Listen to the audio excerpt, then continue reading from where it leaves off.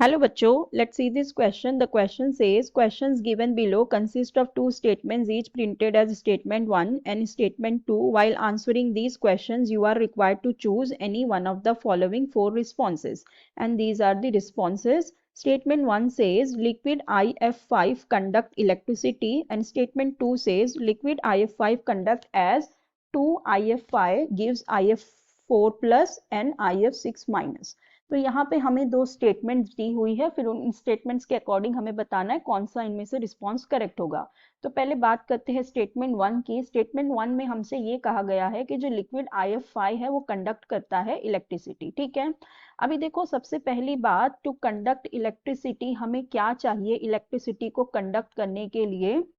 To conduct electricity what do we need, we need the presence of electrons और ions. ठीक है, तो हमें क्या चाहिए इलेक्ट्रिसिटी को कंडक्ट करने के लिए, we need the presence of ions. ठीक है, आयंस होंगे तभी तो क्या हो पाएगी, इलेक्ट्रिसिटी कंडक्ट हो पाएगी। ठीक है, सो जब हम लिक्विड IF5 लेते हैं, अब वो लिक्विड स्टेट में है तो ठीक है, तो वो क्या कर लेता है, लिक्विड IF5 जो होता है, लिक्विड IF5 ये क्या कर लेता है, ये सेल्फ आयोनाइज हो जाता है। ठीक है, लिक्विड IF5 सेल्फ आयोनाइजेस।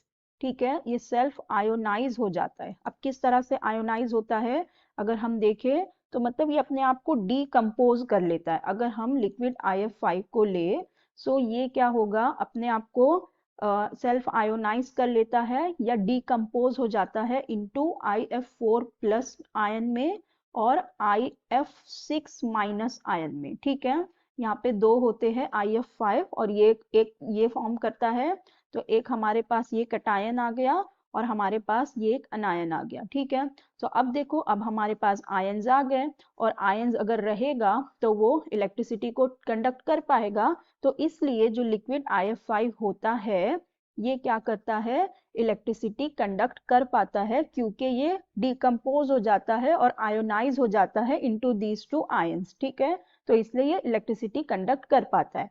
तो हमें जो स्टेटमेंट 1 दी गई थी that liquid IF5 conducts electricity, तो यस ये बिल्कुल सही है स्टेटमेंट, ये ट्रू हो जाएगी। और जो स्टेटमेंट 2 दी हुई है, देखो यहाँ लिखा है that liquid IF5 conduct as 2 IF5 gives IF4 plus and IF6 minus, so yes this one is also correct।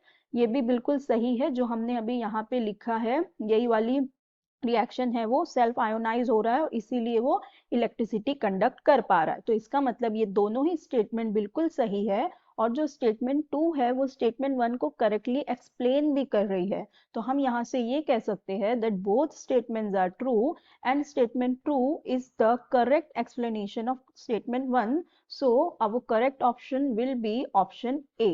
So I hope you understood it well. Best of luck. Thank you.